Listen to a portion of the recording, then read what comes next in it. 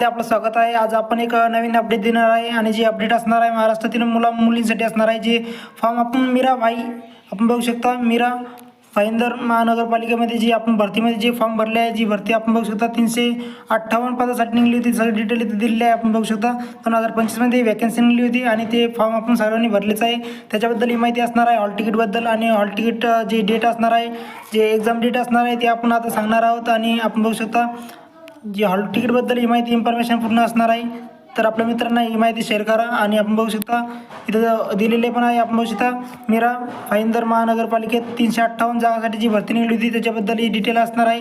जी आपली परीक्षा होणार आहे ती 9 आणि 10 ऑक्टोबरला होणार आहे। आपण बघू शकता आणि याच्या सूचना या PDF मध्ये दिलेल्या आहेत, त्या आपण वाचा। आपण बघू शकता आणि त्याचबद्दल जी आपले प्रवेश प्रमाणपत्र लवकरच वेबसाईटवर येणार आहे, त्याचीसुद्धा आपण माहिती लवकर देणार आहोत। आणि आपल्याला आपलं एक्झाम ॲडमिट कार्ड कसं डाउनलोड करायचं त्याच्यासुद्धा माहिती आपण देणार आहोत। आपण बघू शकता जी तारीख आहे दिलेली 9 आणि 10 ऑक्टोबर या रोजी आपल्याला पेपर होणार आहे, फिक्स होणार आहे 9 आणि 10 याबद्दल सगळ्या विद्यार्थ्यांनी म्हणजे ही तारीख लक्षात असू द्या आणि याच्यावर SMS वर लक्ष असू द्या। त्याचप्रमाणे जेव्हा पण ही डेट म्हणजे याच्या 2-3 दिवसा अगोदरच आपले ॲडमिट कार्ड हे जारी होणार आहे, तर त्याची सूचना मी तुम्हाला देणारच आहोत। आणि ॲडमिट कार्ड कसं डाउनलोड करायचं त्याचीसुद्धा लिंक वगैरे सगळं काही मी डिटेलमध्ये देणार आहोत। आणि ही माहिती आपल्या मित्रांना शेअर करा, अत्यंत महत्त्वाची माहिती आहे आणि ॲडमिट कार्डबद्दल माहिती असणार आहे।